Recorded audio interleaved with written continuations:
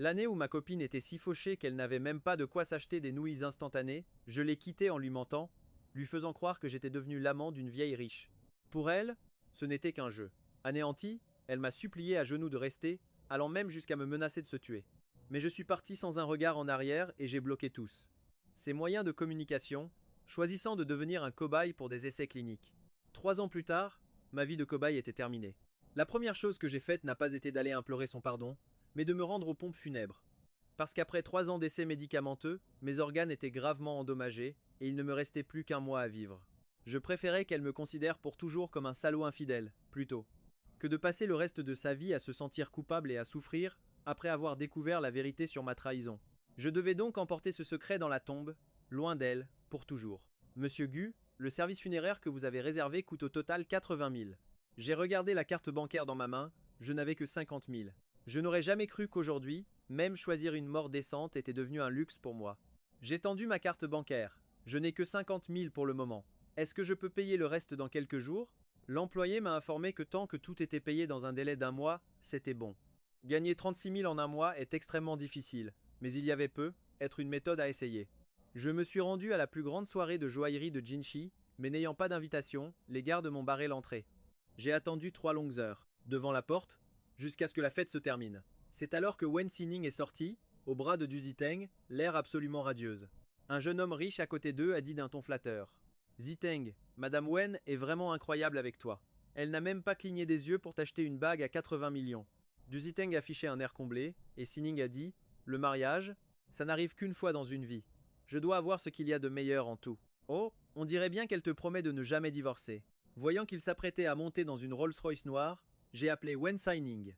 Wen Xining a entendu son nom. Au moment où elle s'est retournée et m'a vu, une multitude d'émotions ont traversé son regard, pour finalement se transformer en une haine viscérale. Je me suis approché d'elle, et j'ai retiré le bracelet de coquillage que je portais au poignet. Wen Xining, je veux échanger ce bracelet contre 30 000 de tes yuan. C'est le bracelet que nous avions fait au début de notre relation, lors d'un voyage à la mer. Wen Xining avait ramassé les coquillages de ses propres mains. Elle m'avait dit, Achen, crois-moi, un jour, tu pourras utiliser ça pour obtenir de moi la chose la plus précieuse au monde. Wen Xining m'a arraché le bracelet des mains, son regard si haineux qu'elle semblait vouloir me dévorer tout cru. Guchen, ça fait 3 ans qu'on ne s'est pas vu, et tu viens me trouver? Juste pour de l'argent? J'ai baissé les yeux, évitant son regard. Si tu ne veux pas, tant pis. De toute façon, je n'avais pas vraiment d'espoir. Je voulais juste la revoir une dernière fois avant de mourir, pour graver son image dans ma mémoire. Sur ce, j'ai tendu la main pour récupérer le bracelet, mais Wen Xining l'a jeté violemment par terre. Je me suis immédiatement penché pour le ramasser, mais Wen Xining a écrasé le dos de ma main avec son pied. Je n'ai pas pu m'empêcher de crier de douleur. Le talon aiguille de Wen Xining s'enfonçait dans ma main, l'écrasant sans pitié. Les coquillages se sont brisés, et les éclats tranchants se sont plantés dans la paume de ma main, faisant couler le sang à flot. Ça fait mal, n'est-ce pas? Mais ce n'est rien comparé à la douleur que tu m'as fait subir autrefois. Plusieurs personnes se sont attroupées autour de nous, murmurant entre elles. C'est lui, le salaud qui a largué Madame Wen à l'époque? À ce moment-là, Madame Wen lançait à peine son entreprise, et elle a soudainement eu une insuffisance cardiaque. Elle avait besoin d'une transplantation pour survivre. Modèle. Après avoir appris la nouvelle, il a immédiatement largué la présidente Wen pour se coller à une riche héritière. Il a vécu à ses crochets avant de partir à l'étranger. Maintenant, il doit s'en mordre les doigts, jusqu'au sang pour oser revenir ici avec un tel culot. Quel salaud! Si j'étais la présidente Wen, je le ferais souffrir jusqu'à la mort. Ce qu'il dit est vrai, mais personne ne connaît la vérité qui se cache derrière tout ça. Cette année-là, Wen Xining souffrait d'insuffisance cardiaque et avait besoin d'une greffe de cœur en urgence. J'ai dû surmonter d'innombrables difficultés pour finalement trouver un cœur compatible pour Wen Xining. Le donneur était une personne dans un état végétatif. Son père était un chercheur fanatique, obsédé par le développement de nouveaux médicaments. Sa seule condition pour accepter de donner le cœur de son fils était que je me porte volontaire pour tester un nouveau traitement expérimental qu'il avait mis au point. Je savais que Wen Xining n'accepterait jamais de me laisser tester ce médicament. Alors, j'ai trouvé quelqu'un pour m'aider à mettre en scène une fausse liaison afin de la quitter. Pendant 3 ans, les médicaments ont ravagé mon corps. Défaillance multiviscérale sévère. Le médecin m'a dit qu'il ne me restait pas plus d'un mois à vivre. Le pied de Wen Xining appuya encore plus fort. La douleur était si intense que mon bras entier se mit à trembler. J'ai levé les yeux vers Wen Xining, un sourire moqueur aux lèvres. Wen Xining, en agissant comme ça, tu vas me faire croire que tu tiens encore à moi. Wen Xining m'a envoyé au sol d'un coup de pied. En es-tu digne? Une douleur fulgurante m'a transpercé la poitrine, mon visage est devenu blême. J'ai serré les dents pour ne pas laisser échapper le moindre gémissement. Je me suis accroupi par terre, Ramassant un par un les morceaux du bracelet de coquillage brisé, je les ai mis dans ma poche, et je me suis préparé à partir. Une femme riche et élégamment vêtue m'a barré la route. Elle tenait une liasse de billets à la main. On m'a dit que cette année-là, tu as accepté de coucher avec quelqu'un pour seulement 10 000. Eh bien, en voilà 10 000. Déshabille-toi complètement et montre à tout le monde à quel point ton corps est bon marché. La foule autour de moi a immédiatement éclaté de rire. Voyant que je ne bougeais toujours pas, quelqu'un a sorti 10 000 de plus et me les a jetés dessus. Si tu trouves que c'est trop peu, j'en rajoute 10 000, déshabille-toi pour moi. La foule a aussitôt repris en chœur. Déshabille-toi, déshabille-toi, déshabille-toi. Mon visage était en feu, et un sentiment d'humiliation m'a submergé. J'ai voulu partir, mais la foule m'encerclait. À côté, Duzi Deng a tiré la main de Wen Sining. Sining, allons-y. Ce genre d'homme ne mérite même pas que tu lui accordes un second regard. Wen Sining et Duzi Deng s'apprêtaient à monter en voiture. Soudain, de l'autre côté, quelqu'un a commencé à déchirer mes vêtements. Une ordure comme toi, tu joues les seins nitouches? Mettez-le à poil que tout le monde voit. Je me suis accroupi par terre, me recroquevillant sur moi-même. Mais mes vêtements étaient déjà en lambeaux, et ma vision a commencé à se brouiller. J'avais l'impression d'être revenu à l'époque où je me faisais harceler à l'orphelinat, quand j'étais enfant. Mais cette fois, personne n'est venu me sauver. La personne qui m'avait toujours protégé, je l'avais moi-même chassée. Dégagez tous! Le cri furieux de Wen Sining a dispersé la foule. Juste après, une veste encore chaude a été posée sur mes épaules. Guchen, où est Liu Ruyan? Cette année-là, tu m'as abandonné pour partir à l'étranger avec elle. C'est ça, la vie qu'elle te fait mener? J'ai vu de l'inquiétude pour moi dans son regard. Le visage blême, j'ai répondu. Elle s'est lassée de moi, alors elle m'a jeté. Mais à l'époque, j'ai fait ça pour son argent. Je n'y ai pas perdu au change. 10 000 pour une nuit. Président Wen, ça vous dirait d'essayer? Wen Sining m'a violemment poussé à terre. Es-tu tombé aussi bas? À ce point à court d'argent? Elle a immédiatement demandé à son assistant d'apporter l'argent. 100 000 en liquide m'ont été jetés en plein visage. Le coin de la liasse de billets m'a entaillé la joue. Si vous me prenez pour le mois entier, il devrait y avoir une réduction, non? À partir d'aujourd'hui, tu es mon serviteur. Pendant un mois, je vais m'amuser avec toi tout doucement. Après avoir dit cela, Wen Sining est monté en voiture avec Duzi Deng et ils sont partis. Je ramasse lentement les 100 000 yuans en liquide par terre, en me disant avec un rire amer. Ma chance n'est pas si mauvaise finalement. En une seule journée, j'ai gagné assez d'argent pour m'acheter une tombe. Je prends l'argent et je retourne au funérarium. Après avoir payé, je prends un taxi pour l'adresse que Wen Sining m'a laissée. À peine arrivé à la villa, un majordome me tend un uniforme de domestique. Dépêche-toi de te changer. La présidente Wen a dit que tu devais monter la garde devant sa porte ce soir. Une fois changé, je me rends à la chambre du 2e étage. Avant même d'approcher la porte, j'entends des gémissements venir de l'intérieur. Je me fige sur place. Ces sons se transforment en lames invisibles, poignardant mon cœur, coup après coup. Pris de panique, je veux m'enfuir, mais la porte s'ouvre soudainement. Wen Sining est en nuisette, son cou couvert de suçons suggestifs, son regard acéré se pose sur moi. Alors, qu'est-ce que ça fait d'écouter les autres, faire l'amour depuis le pas de la porte? Je sais que Wen Sining se venge de ma tromperie d'il y a quelques années. Je ne peux montrer aucune faiblesse. On dirait que Monsieur Du est un peu maladroit. Je passe mon bras autour de la taille de Wen Sining. Puisque la présidente Wen a payé si cher, je serais ravi de lui donner une leçon en personne. Wen Sining me saisit le menton et me dit avec fureur. Tu n'es qu'une ordure. Tant qu'il y a de l'argent, tu es prêt à faire n'importe quoi, n'est-ce pas? J'affiche un sourire charmeur. Bien sûr que oui. Qui donc oserait dire non à l'argent? Wen Sining me repousse violemment. Un homme comme toi me dégoûte, mais je pense qu'une bête ne sera pas si difficile. Je ne comprends pas encore ce qu'elle veut dire quand je l'entends ordonner froidement. Traînez-le dans la cour arrière pour que Guantou puisse jouer. Immédiatement, 2 domestiques m'attrapent et me traînent vers la cour. En arrivant dans la cour, je réalise que Guantou est un féroce mastif tibétain. À la vue de ses crocs énormes, je ne peux m'empêcher de trembler de tout mon corps. Quand j'étais petit, à l'orphelinat, je me suis fait mordre. Depuis, j'ai une peur bleue des chiens. Non, je ne veux pas y aller. Je supplie le majordome à côté de moi. Lâchez-moi, je vous en prie, lâchez-moi. La voix glaciale de Wen Sining retentit derrière moi. Guchen, n'es-tu pas prêt à tout pour de l'argent? Pourquoi as-tu si peur maintenant? Le peu de raison qu'il me reste prend le dessus. Je réprime mes tremblements et je dis. Je suis prêt à tout pour de l'argent.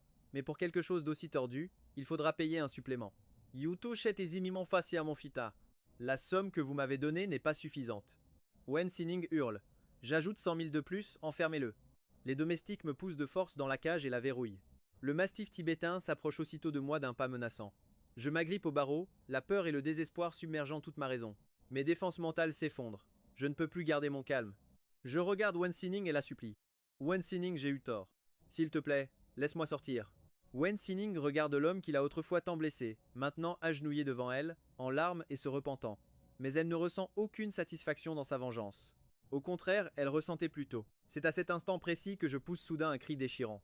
Le mastif tibétain m'avait mordu le mollet. La douleur et l'horreur me font perdre connaissance. Quand Du Ziteng, une fois changé, arrive sur les lieux, il voit un garde du corps me porter, tandis que Wen Xining, comme une folle, court à nos côtés vers la sortie. Elle est si paniquée qu'elle le bouscule et le fait tomber sans même s'en rendre compte. Son regard furieux se pose sur moi, une lueur de jalousie et de méchanceté brillant dans ses yeux. Quand je rouvre les yeux, je découvre que je suis allongé dans un lit moelleux, ma blessure au mollet déjà pansée. Du Ziteng se tient près de mon lit. En me voyant réveillé, il me questionne d'une voix stridente. Gu Shen, pourquoi es-tu revenu? Cette année-là, tu as abandonné Sining alors qu'elle souffrait d'insuffisance cardiaque, la laissant seule dans la chambre nuptiale. Tu savais qu'elle avait failli mourir? Quand je suis arrivé, elle vomissait du sang, et sa bouche murmurait encore ton nom. Musique. C'est un miracle qu'elle s'en soit sortie. Je venais de l'emmener à l'hôpital quand un médecin est venu nous annoncer qu'un cœur compatible avait été trouvé pour elle. Mais la première chose qu'elle a faite après sa transplantation cardiaque, ça a été musique de partir à ta recherche. Elle disait qu'elle était guérie, que comme ça tu ne la détesterais plus, qu'elle travaillerait dur pour t'offrir la meilleure des vies. Et toi, pendant ce temps, tu es parti à l'étranger te la couler douce avec une femme riche. Sais-tu à quel point Sining a pleuré de désespoir à l'aéroport ce jour-là? Les larmes se mirent à couler le long de mes joues. Pendant ces 3 ans, ma souffrance n'a pas été moindre que celle de Wen Xining. J'étais enfermé dans ce laboratoire, sans jamais voir la lumière du jour. Impossible de sortir. Mon quotidien n'était que médicaments à n'en plus finir et expériences médicales interminables. Il m'a fallu 3 ans à ses côtés, pour enfin entrer dans son cœur. Maintenant, nous sommes enfin sur le point de nous marier. Et voilà que toi, ce type, tu reviens déranger Sining pour de l'argent. Mes lèvres tremblèrent. Je voulais dire que ce n'était pas pour l'argent, que j'allais mourir et que je voulais voir Wen Xining une dernière fois, mais finalement, aucun son n'a pu sortir de ma bouche. Du Ziteng a crié: je ne permettrai absolument pas qu'un parasite cruel comme toi reste aux côtés de Sining. Il m'a tiré brutalement du lit, puis s'est cogné la tête contre le mur. Du sang frais a coulé de son front. Wen Xining, alertée par le bruit, s'est précipitée dans la pièce. Elle a vite aidé Du Ziteng à se relever et lui a demandé avec anxiété: Ziteng, qu'est-ce que tu as? Musique. Du Ziteng s'est appuyé sur l'épaule de Wen Xining et a dit faiblement: Sining, c'est lui, il m'a poussé. Je suis resté figé sur place. Je ne m'attendais pas à ce que Du Ziteng utilise un tel stratagème pour me nuire. Au moment où j'allais m'expliquer, Wen Xining m'a giflé en plein visage, son regard d'une froideur terrifiante. S'il arrive quoi que ce soit à Ziteng, je te le ferai payer de ta vie. Après ces mots, elle a pris Du Ziteng dans ses bras et s'est empressée de l'emmener à l'hôpital. La gifle m'a fait tomber par terre, le visage brûlant. La douleur m'a fait me recroqueviller sur moi-même, mais la pire souffrance venait de mon cœur. Wen Xining me détestait, elle voulait même me tuer. N'est-ce pas ce que je voulais? Alors pourquoi suis-je si triste, au point de vouloir mourir sur le champ? Je ne sais pas combien de temps s'est écoulé, mais le majordome a fait irruption dans la chambre avec des hommes pour m'escorter à l'hôpital. On aurait dit que j'étais le pire des criminels.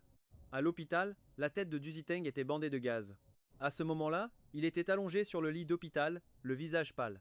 Les yeux de Wen Xining étaient remplis de compassion pour lui, mais à l'instant où elle m'a vu, ce sentiment s'est transformé en une haine profonde.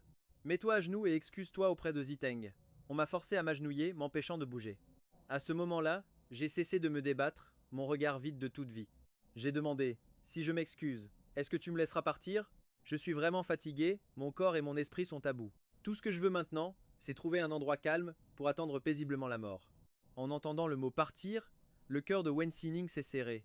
Elle a attrapé le verre sur la table de chevet et m'a jeté l'eau au visage. Tu n'es pas en position de négocier avec moi. Gu Shen, tu as une dette envers moi, une dette que tu ne pourras jamais rembourser de toute ta vie. J'ai ricané. Tu es vraiment incroyable, toi. C'est tout à fait normal qu'un homme et une femme tombent amoureux puis se séparent. Comment ça s'est transformé en une dette que j'aurais envers toi? Tu n'as vraiment pas de cœur.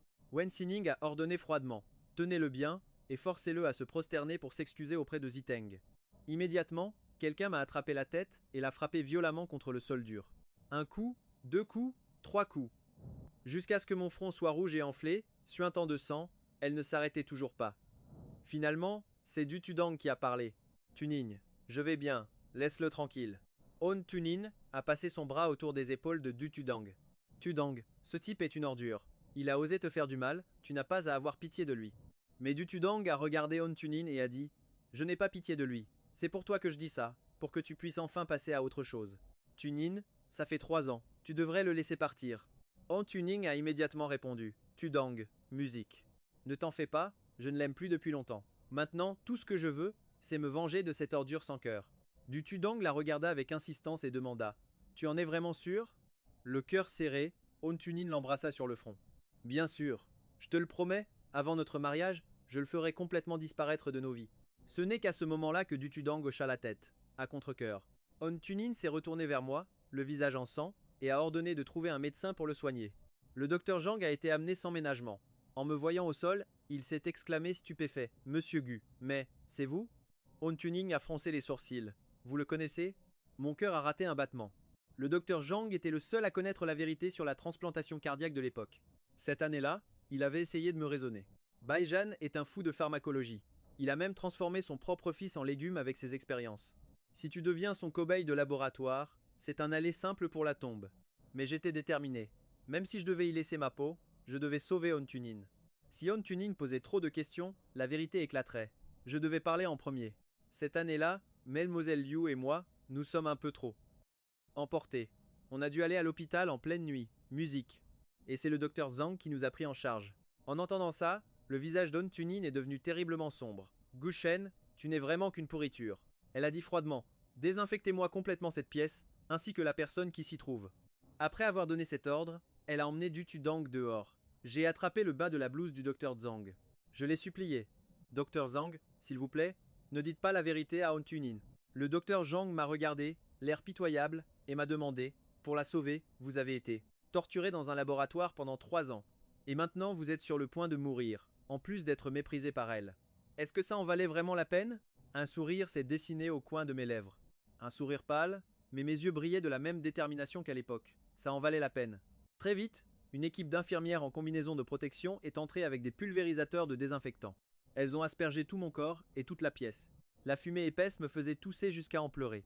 Le docteur Zhang a soupiré, m'a tendu un mouchoir, puis m'a aidé à désinfecter et à panser la blessure sur mon front. Les jours suivants, On Tunin a cessé ses tortures bizarres. Elle me traitait simplement comme un serviteur à tourmenter, me forçant à lui apporter une bassine d'eau pour qu'elle se lave les pieds. Puis, d'un coup de pied, elle renversait la bassine et m'obligeait à m'agenouiller pour tout essuyer. Les repas que je passais des heures à préparer, elle les jetait aux chiens, juste devant moi. Ce que prépare quelqu'un d'aussi sale que toi n'est digne que d'être mangé par les bêtes. Elle a aussi emmené Du Tudang faire du shopping dans des boutiques de luxe, dépensant des dizaines de millions pour acheter toutes les montres. D'une grande marque, et elle m'a forcé à ramener chaque montre à pied jusqu'à la villa. J'ai fait des allers-retours pendant un jour et une nuit, jusqu'à ce que je m'évanouisse d'épuisement dans la rue. Quand je me suis réveillé à l'hôpital, une fois de plus, le docteur Zhang m'a dit, à cause de ces derniers. Jour d'épuisement extrême, votre corps a lâché. Il ne vous reste plus qu'une semaine à vivre, tout au plus. En entendant ces mots, je n'ai ressenti qu'un immense soulagement. Enfin, je n'ai plus besoin de traîner ce corps à moitié mort, ni de vivre dans ce désir refoulé pour Wen Xining. Seulement, avant de mourir, il me restait encore une chose à faire. Juste à ce moment-là, l'appel de Wen Xining est arrivé. Gu Shen, tu t'es juste évanoui à cause d'une anémie. Tu comptes pas rester à l'hôpital jusqu'à quand? A-t-elle dit d'un ton autoritaire. Ramène-toi ici tout de suite. Viens à la boutique de robes de mariée voile de sable parfumée pour aider Du Zideng à se changer. Je suis sorti du lit et me suis précipité à la boutique. Comme mon teint était terriblement pâle, j'ai même demandé à une infirmière de me maquiller légèrement pour le cacher.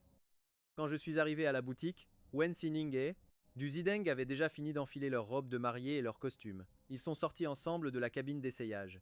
La robe de mariée, d'un ton violet pâle, dessinait à la perfection la magnifique silhouette de Wen Xining. L'employé à côté a dit avec un visage plein d'admiration. Cette robe de mariée est vraiment sublime. On dit qu'elle a été conçue par la PDG Wen elle-même. Les lavandes sur la robe ont été reproduites à l'échelle 1 pour 1 depuis la Provence. Je suis resté figé sur place, les larmes montant involontairement aux yeux. Cette robe de mariée, c'est moi qui l'avais conçue pour Wen Xining. Wen Xining l'avait vraiment fait faire, mais elle portait la robe de mariée. Et celui qu'elle voulait épouser, ce n'était plus moi. Wen Xining ajustait tendrement les vêtements de Du Zideng. Quand son regard a croisé le mien en se retournant, sa chaleur a chuté brutalement. Un teint si rose, et tu oses dire que tu es anémique. Bien sûr que tu t'es mis d'accord avec le médecin pour inventer une excuse. J'ai essuyé une larme qui s'échappait du coin de mon œil, et j'ai forcé un sourire encore plus laid que des pleurs. Tu as tout deviné. Je comptais en profiter pour me reposer quelques jours de plus. Wen Xining a eu un rire glacial. Gu Chen, je t'ai payé 100. 1000 yuans pour un mois, ce n'est pas pour que tu viennes te la couler douce. Va mettre ces chaussures à Zideng. Je me suis approché, j'ai pris les escarpins pointus sur l'étagère, et je les ai posés près des pieds de Du Zideng. Alors que j'étais à ses pieds pour lui enfiler la chaussure, la semelle s'est écrasée lourdement sur le dos de ma main. J'ai crié « Ah, ma main !» Du Zideng a lentement levé son pied, disant d'un ton désinvolte « Désolé, j'ai été ébloui, je n'ai pas bien vu où je mettais les pieds. » Wen Xining a jeté un coup d'œil au dos de ma main meurtrie. Ce n'est qu'un moins que rien. Si tu l'as écrasé, pourquoi t'excuser? Wen Xining s'est approché et a pris le bras de Du Zideng. Du Zideng a regardé Wen Xinning, les yeux remplis d'un amour non dissimulé. L'employé, très perspicace, est venu aider Wen Xinning à ajuster la traîne de sa robe. Le cœur amer, bousculé par tout ce monde, j'ai quitté la pièce. Tristement. Mais à peine avais-je fait quelques pas que quelqu'un m'a attrapé le bras par derrière. Wen Xinning m'a tiré dans un salon à côté et m'a plaqué contre le mur pour me bloquer le passage. Gu Shen, si tu ne m'avais pas trompé à l'époque, tout ceci serait à toi aujourd'hui. Tu dois le regretter amèrement maintenant, n'est-ce pas? Regretter? Si à l'époque je n'avais pas accepté de servir de cobaye à cette personne, je n'aurais pas eu à endurer ces 3 années sombres et je n'en serais pas à ce stade, sur le point de mourir. Mais en voyant Wen Xinning bien, vivante devant moi, j'ai senti que tout cela en valait la peine. J'ai levé les yeux pour croiser son regard et j'ai dit d'une voix ferme musique. Je ne regrette rien. Pourquoi? A hurlé Wen Xinning en m'attrapant par les épaules. À l'époque, tu m'as abandonné pour de l'argent, maintenant j'ai l'argent et le pouvoir. Pourquoi est-ce que tu ne regrettes pas? J'ai repoussé Wen Xinning, utilisant une voix glaciale pour réprimer l'amour infini que je ressentais dans mon cœur. Il n'y a pas de pourquoi, je n'ai jamais regretté ce que j'ai fait. Après avoir dit ça, j'ai sorti une carte bancaire de ma poche et je l'ai tendue à Wen Xinning. Il reste 64. Je te rends ça. À partir de maintenant, je ne suis plus ton domestique. Wen Xinning, notre relation est terminée. À cet instant, Wen Xinning eut l'impression de revenir 3 ans en arrière. Je tenais Liu Ruyan dans mes bras, devant elle, et je lui avais dit la même chose, d'un ton tout aussi froid et impitoyable. Wen Xinning, musique, je ne t'aime plus. À partir d'aujourd'hui, notre relation est terminée. Voyant que Wen Xinning ne disait rien, je lui ai fourré la carte dans la main et j'ai tourné les talons pour partir. J'avais peur que si je restais une seconde de plus, je ne pourrais plus retenir mes sentiments. Au moment où ma main attrapait la poignée, Wen Xinning s'est jeté sur moi par derrière, m'a attrapé par la taille et m'a plaqué contre le mur. Gu Shen, tu crois que je suis toujours la même Wen Xinning idiote d'il y a 3 ans? Tu penses pouvoir partir comme ça, m'abandonner quand ça te chante? En voyant le visage de Wen Xinning se rapprocher, j'ai paniqué. Qu'est-ce qu'elle allait? Avant que j'aie pu finir ma pensée, Wen Xinning m'a relevé le menton et m'a embrassé avec force. J'ai lutté de toutes mes forces mais Wen Xinning m'a serré encore plus fort. Elle m'a mordu la lèvre jusqu'au sang et le goût métallique s'est répandu dans nos bouches. Soudain, la porte de la pièce s'est ouverte brusquement. Du Ziteng se tenait sur le seuil, vêtu de son costume de mariée. Il a écarquillé les yeux, n'en croyant pas la scène qui se déroulait devant lui. La raison, perdue un instant, est revenue. Wen Xinning m'a lâché, le regard plein de culpabilité en direction de Du Ziteng. Ziteng. Du Ziteng a reculé de plusieurs pas, s'est retourné et s'est enfui en courant. Wen Xinning s'est immédiatement lancé à sa poursuite. Toute ma force semblait m'avoir quitté, et sans le soutien de Wen Xinning. Je me suis effondré au sol, le long du mur. J'ai mis mes mains sur mon visage, mais les larmes coulaient toujours entre mes doigts. Je sentais que Wen Xinning m'aimait encore, mais je ne pouvais pas répondre à ses sentiments, je vais bientôt mourir. Mon Dieu, pourquoi nous infliger un tel tourment, à moi et à Wen Xinning? Du Ziteng a couru hors du magasin, a traversé la rue, et une voiture a foncé droit sur lui. D'un geste vif, Wen Xinning l'a attrapé et l'a tiré en arrière. Ziteng. Il a repoussé la main de Wen Xinning, voulant de nouveau se jeter dans la circulation. Pourquoi tu m'as sauvé? Laisse-moi mourir. Comme ça tu pourras être au grand jour avec Gu Shen. Wen Xinning a serré Du Ziteng dans ses bras, le tirant sur le côté. Ziteng, écoute-moi. Du Ziteng a serré les poings. Qu'y a-t-il encore à expliquer? Mais la voix de Wen Xinning a tout de même atteint ses oreilles. Ziteng, au départ, j'avais vraiment l'intention de t'épouser. Mais à l'instant où Gu Shen est apparu devant moi, mon cœur ne m'appartenait plus. Je le déteste, mais je l'aime encore plus. Si je t'épousais maintenant, ce serait très injuste pour toi. Les larmes aux yeux, Du Ziteng regarda Wen Xinning. Xinning, je me fiche de ce qui est juste, je veux seulement être avec toi. Gu Shen ne mérite absolument pas ton amour. Il t'a abandonné quand tu étais la plus démunie, quand tu avais le plus besoin de lui. C'est moi qui ai toujours été à tes côtés. Xinning, pourquoi ne peux-tu pas me regarder, ne serait-ce qu'un peu plus? Je te plais depuis 5 ans mais j'aime Gu Shen depuis 10 à 8 ans. Depuis la toute première fois où je l'ai vu à l'orphelinat, quand j'avais 7 ans. Le soir où il m'a donné un bonbon alors que je pleurais en cachette, son image s'est gravée dans mon cœur. Même s'il m'a abandonné une fois. Je ne l'ai jamais oublié. Ziteng, je suis désolé, c'est moi qui ne te mérite pas. Du Ziteng s'effondra et cria. Xinning, reprends tes esprits. Gu Shen ne t'aime pas du tout, il n'en a qu'après ton argent. Le regard de Wen Xinning trahissait un courage téméraire, celui d'une femme prête à tout pour l'amour. Même s'il n'est avec moi que pour mon argent, je l'accepte. Elle était simplement heureuse d'avoir de l'argent maintenant. Elle pouvait enfin donner à Gu Shen tout ce qu'il désirait. Wen Xinning a raccompagné un Du Ziteng complètement abattu. De retour à la boutique de robes de mariée, elle s'apprêtait à m'avouer ses sentiments. Quand je l'ai devancée, Mademoiselle Wen, si je suis revenu vers vous, c'est uniquement parce que Ruyan et moi nous étions disputés. Tout à l'heure, Yan Yan m'a appelé pour se réconcilier. Elle m'a même déjà réservé un billet d'avion pour les États-Unis. J'ai décidé d'y retourner. Je n'assisterai pas à votre mariage avec Monsieur Du. Sur ce, Je vous souhaite d'avoir rapidement un bel héritier, et de vivre heureux pour toujours. À ce moment-là, Wen Xinning bouillait de rage intérieurement, mais paradoxalement, son visage est resté incroyablement calme. Gu Shen, au fond de toi, qu'est-ce que j'ai toujours été pour toi? Réprimant la douleur dans ma poitrine, j'ai affiché un sourire moqueur. Directrice Wen, faut-il vraiment que je sois aussi direct que ça? Une roue de secours, bien sûr. Quand Liu Ruyan et moi avons rompu, j'ai voulu revenir m'accrocher à vous, le gros lot. Maintenant que Liu Ruyan est revenu pour se réconcilier avec moi, il est évident que je vais choisir celle que j'aime. En vérité, directrice Wen, vous n'êtes pas si mal. C'est juste que vous êtes beaucoup trop coincée au lit. Je préfère les filles plus libérées comme Liu Ruyan, elles au moins, elles savent comment me satisfaire. Wen Xining leva la main et me gifla violemment. Gu Shen, tu n'es qu'une sale ordure.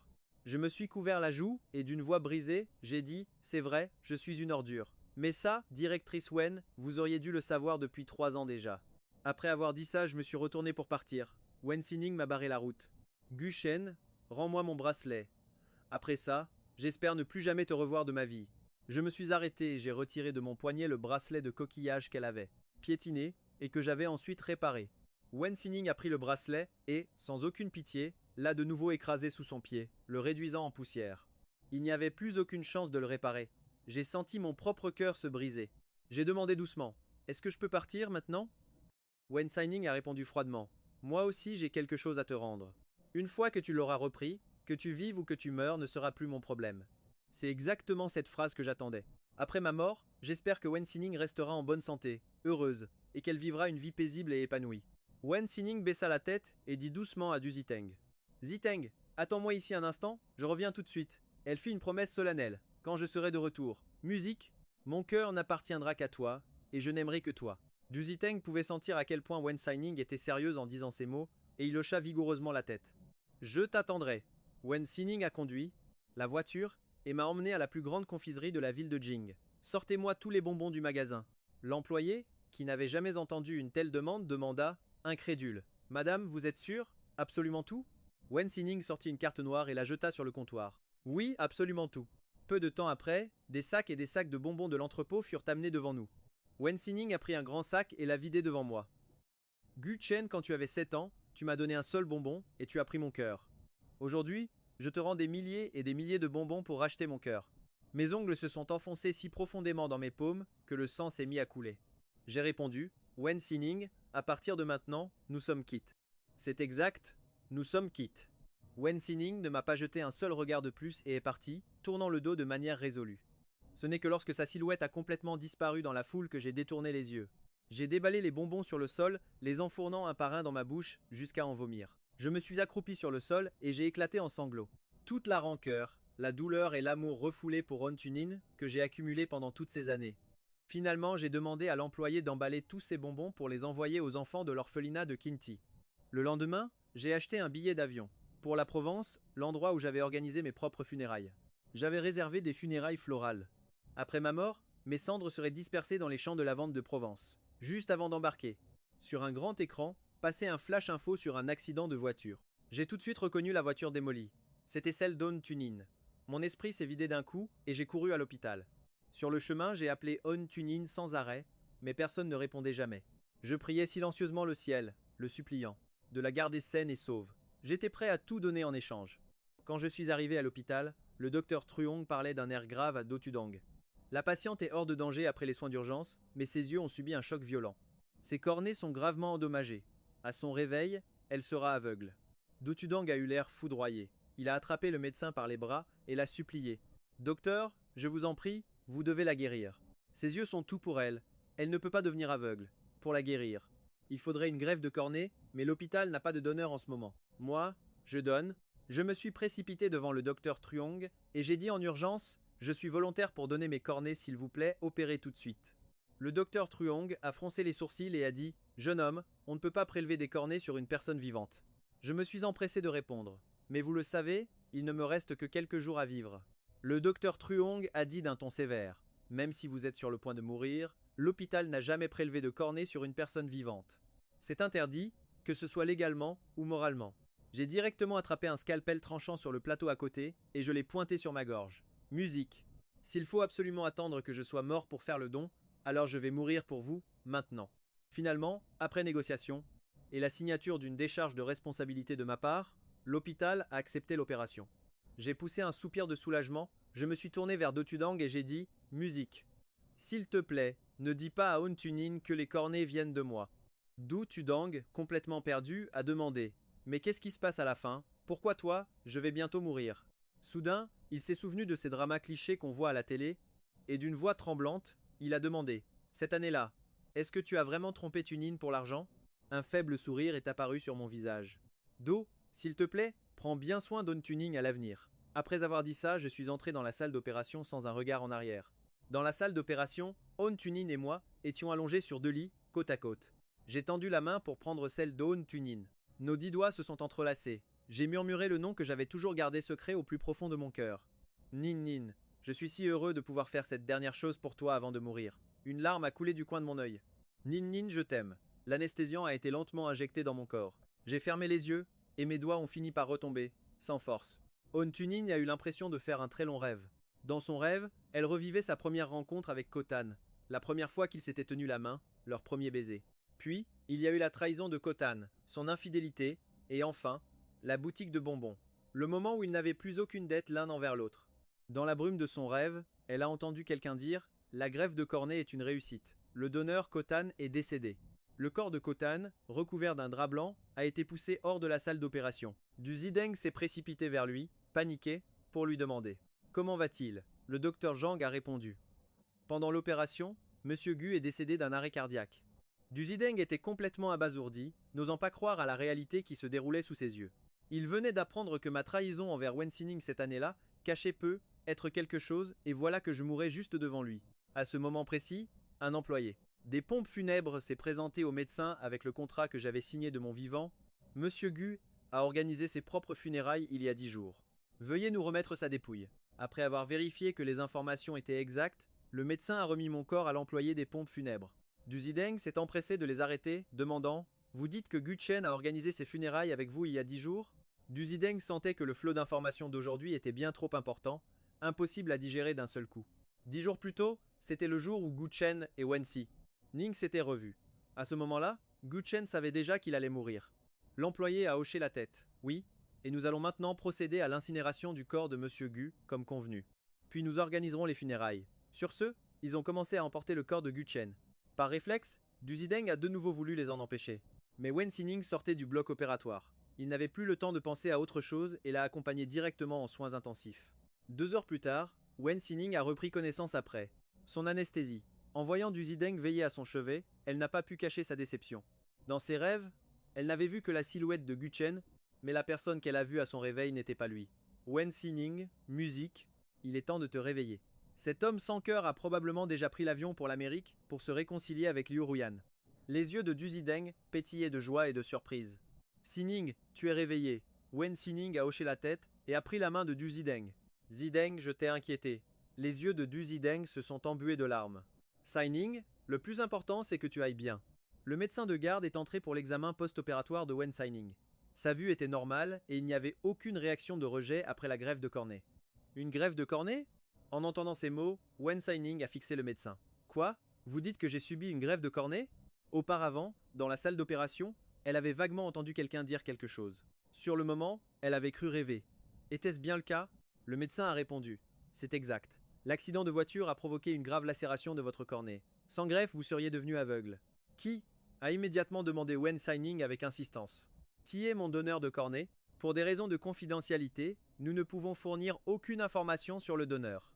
Après avoir dit cela, le médecin a tourné les talons et est parti. Wen Xining a immédiatement écarté les couvertures, s'apprêtant à descendre du lit. Du Zideng s'est empressé de l'arrêter. Xining, qu'est-ce que tu fais? S'ils ne me le disent pas, je mènerai ma propre enquête. Le cœur de Wen Xining battait la chamade. Elle avait peur que la phrase entendue dans son rêve soit vraie. Je sais qui c'est, dit Du Zideng pour la rassurer. Tu sais qui c'est? C'est une femme décédée d'une crise cardiaque. L'hôpital ne peut pas divulguer d'informations sur les donneurs par principe. Mais pendant l'opération, je l'ai vue. J'ai même demandé à mon assistant de donner une somme d'argent en compensation à sa famille. Le cœur angoissé de Wen Xining s'est enfin apaisé. Elle s'est rallongée sur le lit et a dit avec un peu d'autodérision « Zideng, tu sais, tout à l'heure, dans la salle d'opération, j'ai fait un rêve. Très long. Dans mon rêve, je ne voyais que l'ombre de Gu Chen, j'ai même rêvé que c'était lui qui m'avait donné sa cornée. C'est ridicule, n'est-ce pas? Si c'était avant, Duzi. Teng n'aurait pas hésité à me salir, Mais maintenant, il ne peut plus rien dire, parce que c'est bien moi qui lui ai donné ma cornée, et que j'y ai laissé la vie. Il serra fort la main de Wen Sining. Sining, oublie Guchen. Considère vos souvenirs passés comme un rêve magnifique et lumineux, mais aussi une douleur gravée à jamais dans ta mémoire. Wen Sining ferma les yeux un long moment, puis hocha lentement la tête. Elle devait vraiment aller de l'avant. Guchen, à partir de maintenant, je vais complètement t'effacer de mes souvenirs. Une semaine plus tard, Wen Sining est sortie de l'hôpital. Elle a commencé à préparer son mariage avec Du Ziteng. La nouvelle s'est répandue partout sur Internet.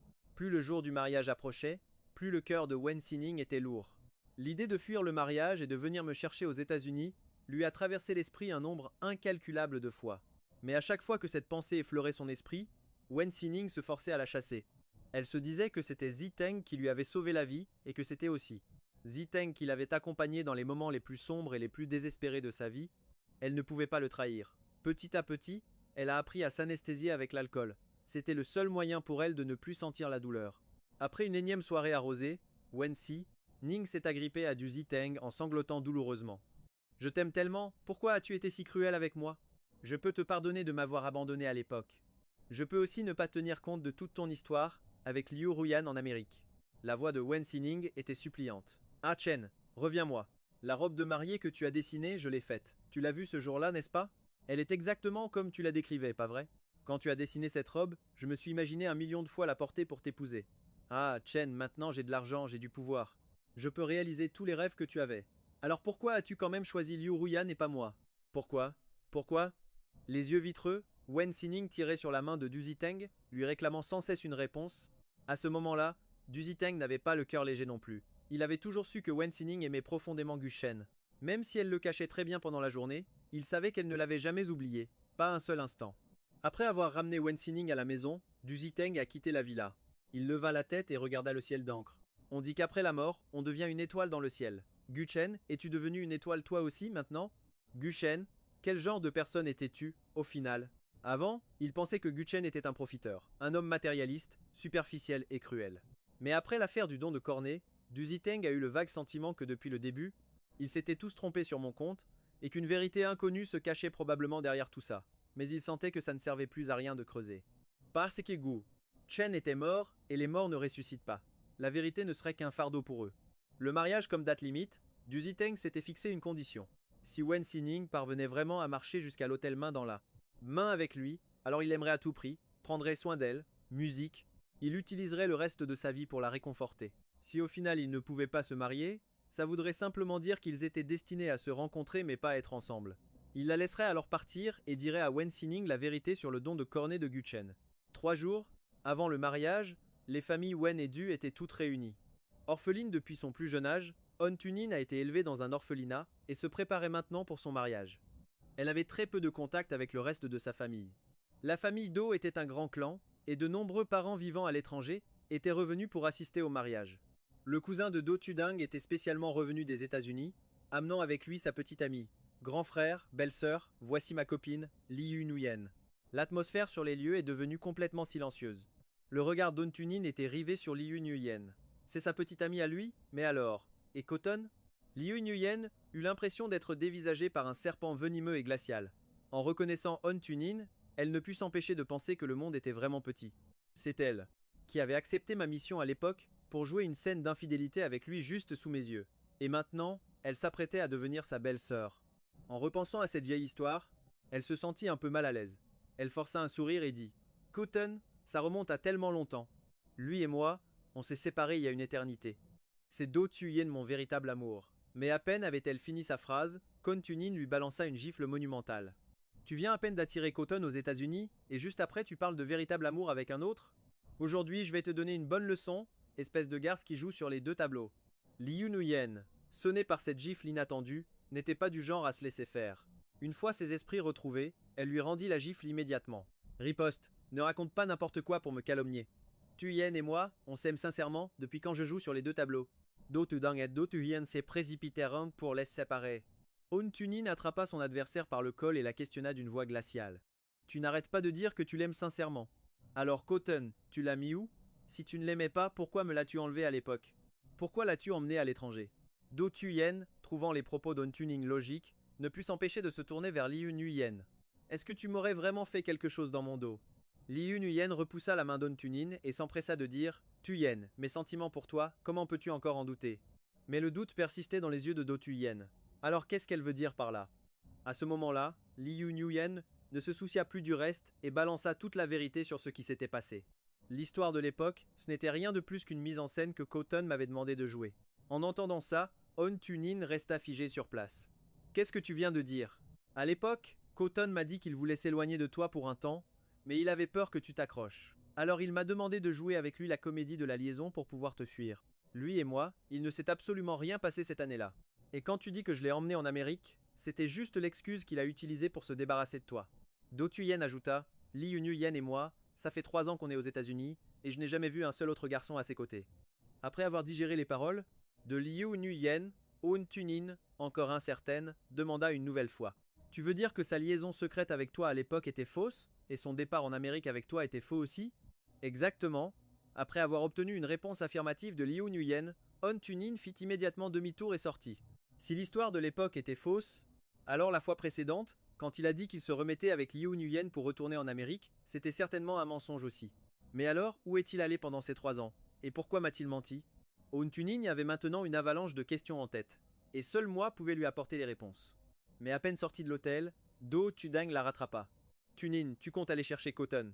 Face à Do Tudang, On Tunin se sentait terriblement coupable. Tudang, je vais le chercher juste pour comprendre la vérité d'à l'époque. Je veux savoir pourquoi il m'a menti. Tudang. Et une fois que tu sauras la vérité, tu feras quoi? Alors, tu veux toujours m'épouser? Hein? Les lèvres de Wen Sining tremblèrent, mais elle fut incapable de prononcer une réponse claire.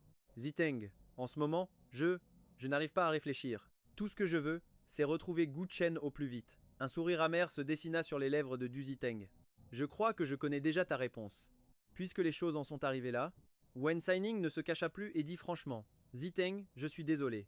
J'irai personnellement présenter mes excuses à tes parents chez les Dus tout à l'heure.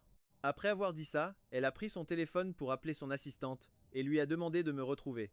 D'une voix lourde, Du Ziteng dit Sining ne cherche plus, je sais où est Gu Chen. Une vague de joie submergea Wen Sining. Elle n'eut même pas le temps de se demander comment Du Ziteng pouvait savoir où je me trouvais et demanda précipitamment Où ça? Gu Chen est où? Du Ziteng prit une profonde inspiration et dit lentement Il est mort, Gu Chen est mort. Le visage de Wen Sining s'assombrit instantanément. Ziteng, c'est moi qui suis en tort envers toi, pourquoi tu lui portes la poisse comme ça? Du Ziteng secoua la tête, lui révélant la cruelle vérité. Je ne lui porte pas la poisse. Il est vraiment mort. Le jour même de ton accident de voiture.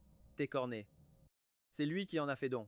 Wen Sining chancela, manquant de s'effondrer par terre. C'est impossible, tu me mens. Chen ne peut pas être mort, mais dans sa tête, les mots du médecin ce jour-là, dans la salle d'opération, se répétaient en boucle. La greffe de cornée est une réussite. Le donneur Gu Chen est décédé. La greffe de cornée est une réussite. Le donneur Gu Chen est décédé. Wen Sining se prit la tête entre les mains, angoissé. Alors, ce qui s'est passé ce jour-là était réel, ce n'était pas une hallucination. La seconde d'après, une giclée de sang frais jaillit de la bouche de Wen Sining. Elle s'écroula par terre, murmurant en boucle la même phrase. C'est moi qui ai tué Chen. Du Ziteng appela immédiatement le SAMU pour emmener Wen Sining à l'hôpital. Après avoir reçu les premiers soins, Wen Sining était hors de danger, mais elle gisait sur le lit d'hôpital, comme si on lui avait arraché l'âme, vidée de toute vitalité. Les yeux rougis, Du Ziteng s'assit à côté de Wen Sining, lui prit la main. Il lui dit Sining, reprends-toi, ce n'est pas toi qui as tué Gu Chen. De toute façon, il n'en avait plus pour longtemps. Cette phrase provoqua enfin une petite réaction chez Wen Sining. Elle leva les yeux vers Du Ziteng. Qu'est-ce que tu veux dire par il n'en avait plus pour longtemps? D'une voix douce, Du Ziteng raconta Ce jour-là, Gu Chen a déboulé à l'hôpital en disant qu'il voulait te donner ses cornets. Au début, le docteur Zhang a refusé, parce qu'on ne peut pas prélever d'organes sur une personne vivante. Alors, il a pris un scalpel et se l'est mis sous la gorge. Il a dit qu'il était de toute façon sur le point de mourir, et que s'il fallait absolument être mort pour faire un don, alors il mourrait sur le champ. Après ça, l'hôpital lui a demandé de signer une décharge de responsabilité avant d'accepter de procéder à la chirurgie de don pour toi. Pendant l'opération, il est mort d'un choc cardiaque. À peine était-il mort que des gens des pompes funèbres sont venus emporter son corps. Ils ont dit que 10 jours plus tôt, à dire le jour où vous vous êtes revus, il avait déjà tout organisé pour ses propres funérailles. Alors Sining, ce n'est pas toi qui as tué Gu Chen. En entendant cela, Wen Sining resta complètement abasourdi. De son infidélité, 3 ans plus tôt, à leur retrouvailles, 3 ans plus tard, tout défilait en boucle dans l'esprit de Wen Sining. Elle avait l'impression que la réponse qu'elle cherchait était juste là, sous ses yeux. mais elle n'arrivait pas à la voir clairement. Finalement, elle mit le doigt sur un personnage clé, le docteur Zhang. Wen Xining prit appui sur le lit, se leva, et ordonna à son assistante qui attendait devant la porte, « Amenez-moi le docteur Zhang. » Très vite, le docteur Zhang fut amené devant Wen Xining. « Mademoiselle Wen, pourquoi m'avez-vous fait venir ?» Wen Xining plissa les yeux, le regardant d'un air perçant. « Je veux tout savoir sur Gu Chen. » Le docteur Zhang, feignant la confusion, répondit, « Je ne sais rien du tout à propos de Monsieur Gu. »« Mademoiselle Wen, ne vous seriez-vous pas trompée de personne ?» La voix frêle de Wen Xining dissimulait pourtant une pression immense. « Docteur Zhang, vous êtes un homme intelligent. Je préférerais ne pas avoir à employer la force avec vous. » Le docteur Zhang regarda la femme en face de lui. Malgré son apparence maladive, son aura était incroyablement puissante. Il ne put s'empêcher de repenser à l'expression suppliante de Gu Chen. La prière qu'il lui avait adressée. « Mademoiselle Wen. » Parfois, il ne faut pas trop s'accrocher au passé, il vaut mieux rester un peu dans le flou. Wen Xining serra les poings, les veines saillantes sur le dos de ses mains. Elle articula chaque mot. « Et si j'insiste pour savoir, alors ?» Le docteur Zhang soupira doucement. « Très bien. Monsieur Gu vous aimait tant. Son amour mérite d'être connu de vous, au lieu d'être enseveli à jamais sous terre avec lui. Mademoiselle Wen, il y a 3 ans, quand vous avez soudainement souffert d'une insuffisance cardiaque, le jeune homme qui vous a donné son cœur était dans un état végétatif. Savez-vous qui était son père ?» Wen Xining hocha la tête. « Je me souviens que son père était le directeur d'un laboratoire de recherche pharmaceutique. C'est grâce au cœur de son fils que je suis encore en vie aujourd'hui. » Après avoir lancé son entreprise avec succès, Wen Xining faisait chaque année un don considérable au laboratoire, pour soutenir leurs recherches expérimentales. Le docteur Zhang continua d'une voix grave. « Bai Zhan est un véritable fou de l'industrie pharmaceutique. Sa mère est décédée de la sclérose latérale amyotrophique. Depuis, l'obsession de sa vie est de développer un traitement spécifique pour cette maladie. Lorsqu'il a fondé son laboratoire, manquant de fonds et de personnel, il n'a pas hésité à utiliser son propre fils comme cobaye pour ses expériences, au point de le réduire à un état végétatif. Ce qui manque le plus dans les essais cliniques, ce sont des sujets humains vivants. Il y a 3 ans, vous aviez un besoin urgent du cœur de son fils pour une transplantation qui vous sauverait la vie. C'est précisément là-dessus qu'il a joué, en proposant un marché à Gu Chen en échange. » En entendant cela, les pupilles de Wen Xining se contractèrent. Une terrible réponse se dessina dans son esprit, et sa voix se mit à trembler malgré elle.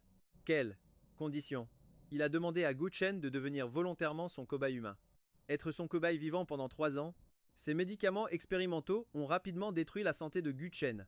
Son corps, rongé par les produits chimiques, a fini en défaillance multiviscérale. Devenu incapable de poursuivre les essais, Bai Zhan l'a finalement renvoyé du laboratoire. En écoutant toute l'histoire, Du Ziteng, qui se tenait à côté, était tout aussi abasourdi. Il n'aurait jamais imaginé que la vérité puisse être aussi terrible. L'amour de Gu Chen pour Wen Xining était si profond, au point qu'il n'a pas hésité à échanger sa propre vie contre la sienne. C'était comme si une main invisible serrait le cœur de Wen Xining, lui infligeant une douleur si intense qu'elle ne pouvait plus respirer. Achen, mon Achen, il a tant fait pour moi, il a enduré tant de souffrances. Et moi, qu'est-ce que j'ai fait? Je lui ai fait des caprices pour qu'il cède, je n'ai cessé de le tourmenter. Musique. À cet instant, Wen Xining aurait voulu pouvoir remonter le temps pour tuer celle qu'elle était. Mais avant ça, elle devait venger Gu Chen. Ses yeux étaient injectés de sang. Son aura était celle d'une démone sortie des enfers. Chaque mot qu'elle prononçait semblait pleurer du sang. Bai Zhan, je vous ferai payer votre dette de sang par le sang. Après avoir reçu une invitation de la part de Wen Technologies, Bai Zhan s'est immédiatement rendu au rendez-vous, contrat en main. Wen Technologies voulait cette fois-ci leur verser 10 milliards pour la recherche pharmaceutique. Bai Zhan était fou de joie. Avec ces 10 milliards de fonds, il était convaincu qu'il pourrait financer ses recherches pour développer un traitement contre la sclérose latérale amyotrophique. À ce moment-là, il deviendrait une légende dont le nom serait gravé dans les livres d'histoire. Seulement, cette fois-ci, le lieu du rendez-vous était inhabituel. Ce n'était pas dans les locaux de la société Wen, mais chez Wen Xining elle-même, et de plus, il était le seul invité. À cet instant, Bai Zhan était tellement aveuglé par la joie qu'il en avait perdu la tête. Ce détail suspect fut donc rapidement ignoré. Wen Xining l'accueillit personnellement, ce qui flatta et surprit Bai Zhan. Elle leva le verre de vin en face d'elle, le tendit vers Bai Zhan et dit d'un ton neutre. « Directeur Bai, ne soyez pas si formel, faites comme chez vous. » Bai Zhan leva précipitamment son propre verre. « Madame la PDG Wen, vous êtes vraiment très généreuse. Merci pour votre don à notre institut de recherche. Je bois votre santé. » Il la regarda vider son verre. Un léger sourire se dessina sur le visage de Wen Xining. Elle dit, en parlant de générosité, si le directeur Bai n'avait pas été là à l'époque, comment serais-je celle que je suis aujourd'hui? Oh, n'exagérons rien. Un médecin se doit d'être bienveillant. Moi, Bai, en tant que membre du corps médical, je ne pouvais évidemment pas rester les bras croisés face à la mort. Wen Signing fracassa violemment son verre par terre. Un médecin bienveillant, vraiment? J'aimerais demander au directeur Bai. Utiliser une personne en parfaite santé comme cobaye pour des expériences, est-ce là votre bienveillance? Bai Jan fut surpris par le geste. Soudain de Wen Sining. Il comprit alors que quelque chose clochait, se leva et dit: Je ne vois pas de quoi vous parlez, il semble que nous ne pourrons pas discuter du contrat aujourd'hui. Je m'en vais. Sur ce, il se tourna immédiatement pour partir. En arrivant à la porte, il la trouva solidement verrouillée. Au même moment, il sentit ses forces l'abandonner, au point de ne plus pouvoir tenir debout. Wen Sining s'éleva lentement, un scalpel bien aiguisé à la main, qu'elle faisait tourner entre ses doigts en s'approchant de Bai Jan. Le dos collé au mur, les yeux de Bai Jan étaient remplis de terreur. Madame la PDG Wen, parlons calmement. Il doit y avoir un malentendu, n'est-ce pas? Un malentendu? Wen Signing frappa dans ses mains, et un immense portrait de Gu Chen tomba du mur. Vous souvenez-vous d'avoir accepté, à l'époque, que votre fils me fasse don de son cœur? Vous vous en souvenez? Gu Chen a été torturé dans votre institut pendant 3 ans, et maintenant, vous osez me dire que c'est un malentendu? En voyant le portrait, Bai Jan se souvint de ce qui s'était passé à l'époque. À ce moment-là, l'institut manquait de fonds. Et pire encore, faute de cobayes humains, il n'y avait aucune donnée clinique. Et les expériences étaient au point mort. C'est alors que ce jeune homme était venu le trouver. Il s'était agenouillé devant lui, le suppliant de donner le cœur de son fils, qui était dans un état végétatif, à la femme qu'il aimait. Ce jeune homme avait dit: Je serai votre esclave pour le restant de mes jours pour vous rembourser. Bai Jan lui avait alors proposé de devenir un sujet de test à l'institut. Un sourire sinistre apparut sur le visage de Wen Sining. Elle s'avança face à Bai Jan et, d'un geste vif, lui planta le scalpel dans l'épaule. Bai Jan poussa un cri déchirant. La douleur, musique, le ramena brutalement à la réalité. Il regarda Wen Sining d'un air suppliant. C'est lui qui s'est porté volontaire pour devenir un cobaye, je ne l'ai jamais forcé. Wen Sining serra plus fort le manche du scalpel et l'enfonça un peu plus, son regard devenant fou. Il était volontaire, mais moi je n'étais pas d'accord. J'aurais préféré mourir plutôt qu'il me sauve de cette façon. La douleur fit perler des sueurs froides sur le front de Bai Jan. Ses jambes flanchèrent et il s'effondra au sol. Madame la PDG Wen, pitié, épargnez-moi. Wen Signing retira le scalpel. Vous épargnez? Et vous? Est-ce que vous avez épargné Gu Chen? Un homme en pleine santé a été torturé par cette ordure jusqu'à ce que son corps lâche et qu'il en meure. Aujourd'hui, je vais vous faire payer pour sa vie de la vôtre. On Tunin pointa le couteau vers le cœur de Bastram, s'apprêtant à porter le coup de grâce. Soudain, la porte s'ouvrit brusquement de l'extérieur. Après avoir vu clairement la scène dans la pièce, Do Tudeng attrapa le poignet d'On Tunin, stoppant la lame juste devant la poitrine de Bastram. Il s'empresse, dit. Tuning, ne t'importe pas. Bastram a utilisé des êtres humains pour des expériences médicales, c'est illégal. La justice s'occupera de lui. Si tu le tues maintenant, tu deviendras une meurtrière. Ne fais surtout pas cette bêtise. On Tunin rejeta la main de Do Tudang, un vide glacial dans le regard. Tudang, de quelle bêtise tu parles? Atan est allé servir de cobaye pour me sauver, mais il n'a pas osé me le dire. Il a préféré inventer une histoire d'infidélité pour que je le méprise et que je le déteste. Dis-moi, est-ce que ce n'est pas insensé? Il était sur le point de mourir, mais il a quand même choisi de me donner ses cornets, pour finalement s'éteindre sur la table d'opération. Dis-moi, est-ce que ce n'est pas insensé? Il est évident qu'il m'aimait à ce point, qu'il a tout sacrifié pour moi, et pourtant, je n'ai même pas su qu'il était mort. J'étais même en train de préparer mon mariage avec un autre. Dis-moi, est-ce qu'il n'a pas été stupide? Combien de fois Aton a-t-il été stupide pour moi? Alors, qu'est-ce que ça peut faire si je suis stupide une fois pour lui? Do Tudang secoua la tête, les larmes coulant à flot. Tunin, s'il a tant fait pour toi, c'est parce qu'il espérait que tu puisses bien vivre, ne trahis pas ses espoirs. Est-ce que tu veux vraiment mourir et aller en enfer pour être séparé de lui à tout jamais? On Tunin hésita et regarda Do Tudang. Est-ce qu'il y a vraiment une vie après la mort? Cette vie-ci est déjà vouée au regret pour lui. Si tu meurs, il ne pourra plus jamais être avec toi. Il voulait avoir une prochaine vie avec toi. Voyant cela, Do Tudang prit une profonde inspiration et affirma que oui, il y en avait certainement une. De plus, une personne aussi bonne que lui ira certainement au paradis après sa mort. Si tes mains sont souillées de sang et que tu vas en enfer, comment pourras-tu le retrouver? Il lui arracha le scalpel des mains. Puis il ajouta lentement: Bastram a fait subir un tel calvaire à ton homme, alors il devrait vivre. Un enfer sur terre, endurer la torture jour après jour, plutôt que de lui offrir une mort aussi douce. On Tunin jeta un regard à Bastram, qui gisait au sol, évanoui de peur.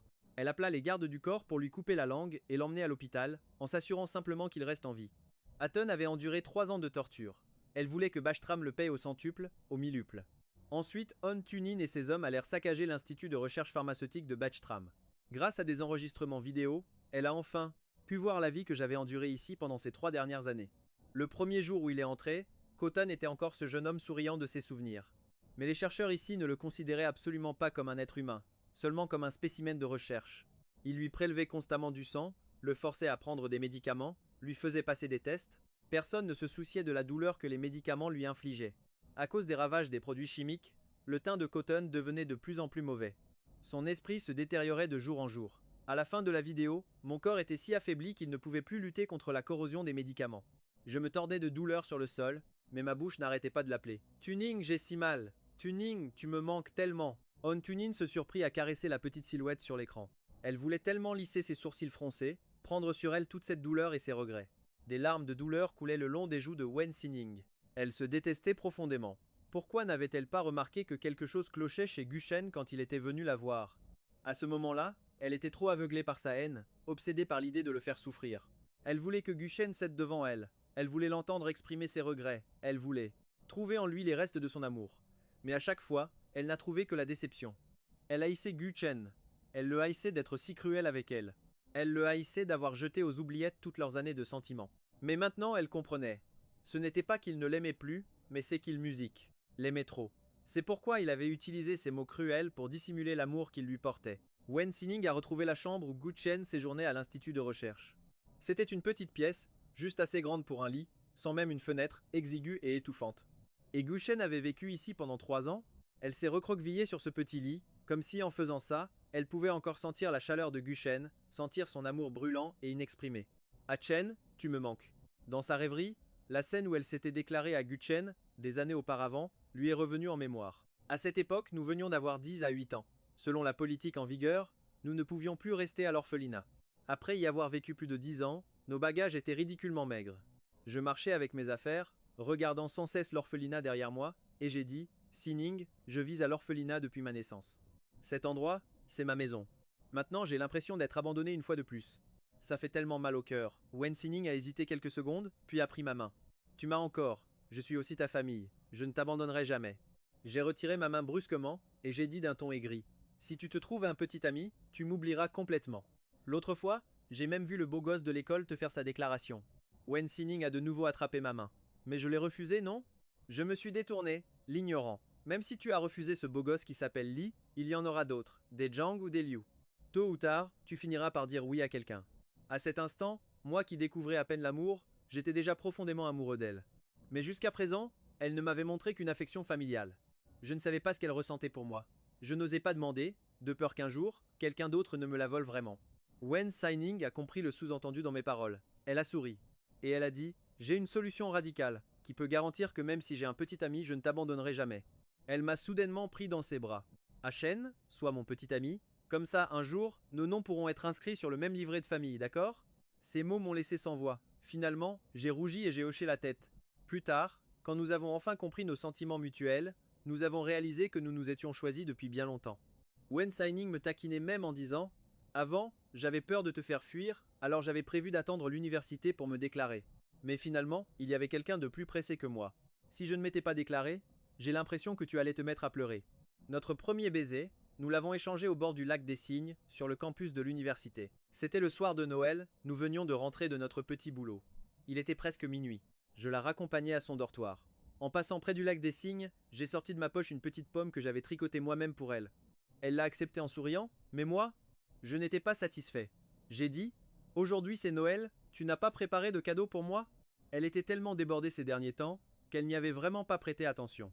Ce jour-là, mais elle ne voulait pas non plus me décevoir. Alors elle m'a dit « Attends-moi une demi-heure, je reviens vite. » Sur ce, elle s'apprêtait à sortir en courant pour m'acheter un cadeau. Je l'ai retenue. Pas la peine, j'ai déjà le cadeau que je veux. J'ai baissé la tête et me suis lentement approché d'elle. Encore aujourd'hui, elle se souvient très bien de mon audace et de mes joues rouges ce soir-là. Je ne sais pas combien de temps s'est écoulé, mais son téléphone a sonné, l'attirant de ses souvenirs. La voix excitée de son assistante retentit à l'autre bout du fil. Présidente Wen, on a retrouvé l'endroit où les cendres de Chen sont enterrées. Après avoir appris ma mort, elle avait envoyé des gens au centre funéraire pour retrouver mes cendres. Mais le personnel du centre funéraire lui a répondu, le défunt a signé de son vivant un accord de confidentialité. Il ne divulguerait mes informations à personne. Elle a dû user de quelques stratagèmes pour finalement apprendre quelque chose. De mon vivant, j'avais souscrit à un service auprès du centre funéraire, une crémation au milieu des lavandes en Provence, mais l'emplacement exact était inconnu. Elle a donc envoyé son assistante en Provence pour chercher mes cendres. Pendant ce temps, elle est restée pour me venger elle-même. Maintenant que mes cendres ont été retrouvées, elle peut enfin rester à mes côtés pour toujours. Achen espère juste que vous ralentirez un peu le pas pour l'attendre. Mon assistante s'est empressée de dire Présidente Wen, ce ne sont pas ses cendres. Monsieur Gu n'est pas mort, il est dans la ville E. Une demi-heure plus tard, un jet privé décollait de la capitale, à destination de la ville E, en Provence. Monsieur Gu, vous êtes sorti? Pourquoi ne m'avez-vous pas appelé? Et si vous étiez tombé? Les coins de ma bouche se sont légèrement relevés, mon regard perdu dans le vide. En me réveillant, j'ai eu envie de sortir sentir le parfum des fleurs. Ces derniers jours, je me suis habitué. À cet endroit, je ne risque pas de tomber facilement. À l'origine, dans la salle d'opération, les médecins m'avaient déclaré mort suite à un arrêt cardiaque. Mais alors que le personnel du centre funéraire transportait mon corps pour la crémation, mon cœur a lentement recommencé à battre. J'ai échappé à la mort de justesse. Pourtant, je n'ai ressenti aucune surprise, car je savais très bien que la mort restait ma destination finale. Je ne sais pas pourquoi le ciel m'a accordé ces quelques jours de plus. Quel en était le sens, au fond? J'ai directement demandé au personnel du centre funéraire de m'emmener en Provence, pour y attendre tranquillement ma mort. À peine avais-je fini de parler que mes jambes ont flanché, et je me suis effondré. Song-ji s'est précipité pour me rattraper et m'asseoir sur une chaise à côté. Monsieur Gu, vous êtes très faible, restez assis. J'ai sorti une carte de ma poche et l'ai glissée à tâtons dans la main de Song-ji. Merci de t'être occupé de moi ces derniers jours. J'ai le pressentiment que ma fin est proche, d'ici 1 ou 2 jours. Il reste quelques dizaines de milliers de yuan sur cette carte, considère ça comme une prime pour tes efforts. Song-ji a vivement agité les mains pour refuser. Puis, réalisant que je ne pouvais pas le voir, il a repoussé la carte dans ma main. Ce n'est pas la peine, monsieur Gu. M'occuper de vous, c'est mon travail, et puis je trouve qu'on s'entend très bien. Prendre soin de vous est quelque chose que je fais de bon cœur. J'ai de nouveau placé la carte dans sa main. Je suis orphelin, et je vais bientôt mourir. Cet argent ne me servira plus à rien. Si tu ne l'acceptes pas, pourrais-tu me rendre un service? Après ma mort, retourne à la capitale et fais don de cette somme à un orphelinat, d'accord? Song-ji n'a eu d'autre choix que d'accepter l'argent. Il a dit d'un ton sérieux, Monsieur Gu, soyez tranquille, je transmettrai personnellement votre générosité aux enfants de l'orphelinat. J'ai souri. Merci. Agi. Il s'est assis à côté de moi et a demandé. Monsieur Gu, croyez-vous qu'après la mort les gens vont vraiment au paradis? Pourquoi cette question? Il a répondu que c'était parce qu'il venait de regarder une série romantique très triste qui lui avait arraché beaucoup de larmes. Finalement, le héros du film meurt en promettant à sa bien-aimée qu'il l'attendra au paradis après sa mort. C'est ce que j'ai murmuré doucement. Quand j'étais petit, la responsable de l'orphelinat nous disait toujours de ne pas faire le mal de notre vivant. Ceux qui ont l'âme pure, disait-elle, iront au paradis après leur mort. Alors, un homme aussi bon que toi, Gu, ira certainement au paradis après sa mort, a affirmé Song-ji avec conviction. Il y avait une pointe de désir dans ma voix. On dit que le paradis est un endroit sans tristesse, un monde sans souffrance, où seul le bonheur éternel existe. Mais un monde sans Wen Sining. Peut-il vraiment être heureux? Je n'en sais rien. Moi, j'ai grandi dans un orphelinat. Les enfants de l'orphelinat avaient tous la même coupe de cheveux, et portaient tous les mêmes vêtements. Chaque jour, les activités et les repas étaient à heure fixe. La vie y était d'une monotonie mortelle. Jusqu'à mes 7 ans, le jour où elle est arrivée, vêtue d'une robe rouge, avec de magnifiques petites boucles. Elle était si différente des autres qu'elle a immédiatement attiré mon attention. Le soir, je l'ai surprise en train de pleurer en silence, cachée sous sa couverture. J'ai soulevé sa couverture, et je lui ai demandé pourquoi elle pleurait. Les enfants qui grandissent à l'orphelinat mûrissent plus vite que les autres. Nous, on avait arrêté de pleurer depuis longtemps. Parce qu'on savait que ça ne servait à rien, que ça ne réglait aucun problème. Cécile était encore humide de larmes. Elle m'a regardé, l'air perdu, et m'a dit « Mes parents me manquent, mais ils ne veulent plus de moi. » Dans mon esprit d'enfant, seuls les enfants abandonnés par leurs parents finissaient à l'orphelinat. Cette phrase l'a fait pleurer de plus belle.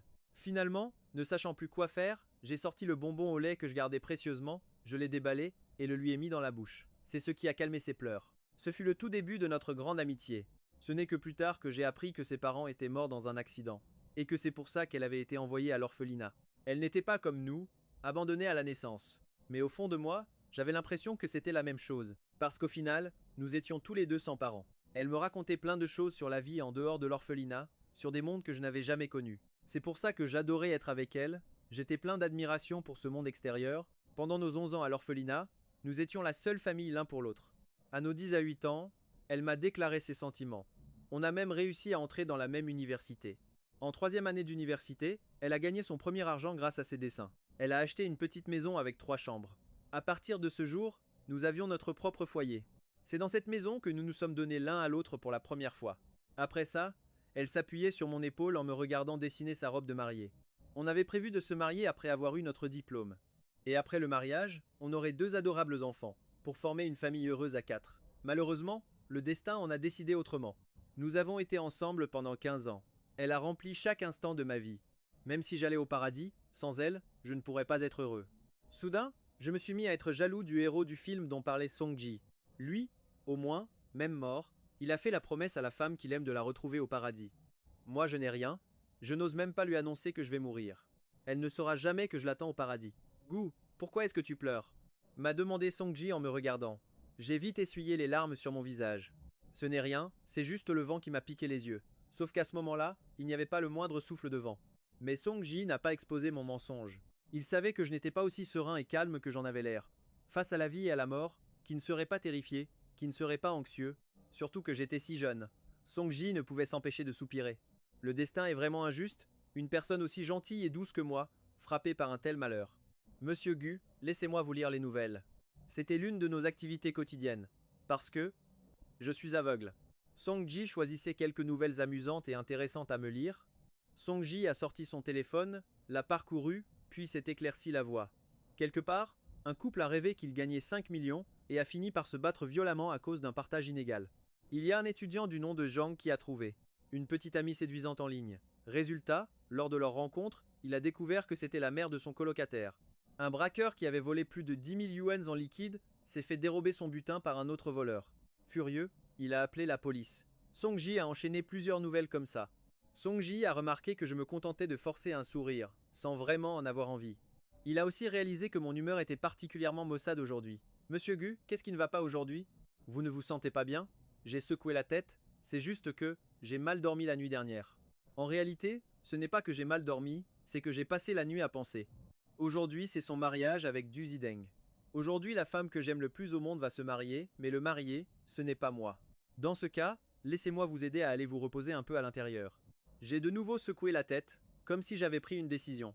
J'ai alors dit: Ah Ji, peux-tu chercher la cérémonie de mariage de Wen Xining et du jeune maître de la famille Du à Jingxi? Elle n'est pas retransmise en direct. Song-ji ne comprenait pas, mais il a obéi. Monsieur Gu, pourquoi cherchez-vous le live stream de leur mariage? Quand j'étais à Jingxi, j'avais entendu dire que leur mariage serait incroyablement somptueux, que la décoration seule coûterait des centaines de millions. Je voulais voir, mais j'ai réalisé que je ne pouvais plus voir. Alors j'ai changé ma phrase. Je veux entendre à quel point leur mariage est grandiose. Ça comblera en quelque sorte mon propre désir d'un mariage. Song-ji a trouvé le live d'une TikTokeuse assez célèbre. Craignant que je n'entende pas bien, il a même mis le volume au maximum. La TikTokeuse a parlé à sa caméra. Bienvenue à tous les nouveaux arrivants sur le live. Aujourd'hui, je vais vous retransmettre en intégralité le mariage somptueux de la nouvelle reine de la tech de Jingxi, Wen Xining, et du jeune maître de la famille Du Zideng. La caméra a balayé les lieux et la streameuse a commencé sa description. On dit que le fiancé de la présidente Wen adore la lavande. C'est pourquoi le thème de tout le mariage est basé sur le violet pastel. Même les lustres de la salle de réception sont faits d'améthyste, un luxe incroyable. La streameuse a continué de décrire la scène du mariage avec enthousiasme. Des fleurs fraîches importées par avion au tapis de soie rouge qui menait à la scène, elle a tout décrit en détail. J'écoutais très attentivement, m'imaginant déjà la scène du mariage dans ma tête. 1 heure plus tard, Du Zideng, vêtu de son costume de mariée, est apparu à l'entrée de la salle. La streameuse a crié avec une pointe de surprise. Ça y est, la mariée et le marié sont sur le point d'entrer en scène. Du Zideng, en costume noir, a traversé le tapis rouge, le regard déterminé, avançant pas à pas vers la scène. La streameuse a dit, perplexe, c'est étrange. Pourquoi n'y a-t-il que le marié et pas la mariée? Et puis, les rumeurs sur internet ne disaient-elles pas que leur tenue devait aussi être sur le thème de la lavande, conçue par Wen Xining elle-même? Pourquoi Du Zideng ne porte-t-il qu'un simple costume aujourd'hui? Après être arrivé au centre de la scène, Du Zideng a pris le micro et a regardé les invités. Chers invités, chers amis, bienvenue à tous, merci d'avoir fait le déplacement pour assister à ce mariage aujourd'hui. Je tiens à adresser mes plus sincères remerciements à tout le monde. Avant que la réception ne commence, j'ai une annonce à vous faire. Le mariage d'aujourd'hui est annulé. À peine cette information fut-elle annoncée que l'agitation gagna l'assemblée. Annuler un mariage le jour J, sur le lieu même de la cérémonie, ça paraissait complètement surréaliste. Tout le monde se mit à murmurer, et même la streameuse, stupéfaite, lança une pique ironique. Sur les lieux du mariage, pas de marié en vue, seulement le marié tout seul. Annoncer seul l'annulation de son propre mariage. Il devait y avoir un énorme scandale là-dessous. La mariée aurait-elle trompé son fiancé juste avant le mariage? Moi aussi, devant l'écran de mon téléphone, j'étais abasourdi. Comment leur mariage a-t-il pu être annulé? Pourquoi n'était-elle pas présente à la cérémonie? En un instant, toutes sortes de suppositions se sont bousculées dans ma tête. Du Zideng a repris le micro et a poursuivi. L'annulation de ce mariage est une décision commune que Wen Xinning et moi avons prise. À nos yeux, le mariage est quelque chose de très sacré. Juste avant la cérémonie, nous avons réalisé que nous n'étions pas la personne qui convenait le mieux à l'autre. Le mariage ne peut tolérer aucune complaisance, c'est un point sur lequel nous sommes entièrement d'accord. Alors, pour éviter de se retrouver piégés dans une union sans amour et de finir par prendre des chemins séparés, nous avons décidé de mettre un terme à cette erreur à temps. Du Zideng s'inclina profondément devant l'assemblée, remerciant une nouvelle fois tout le monde pour sa présence. Signing à musique dit: tous les frais de cette réception seront pris en charge par elle.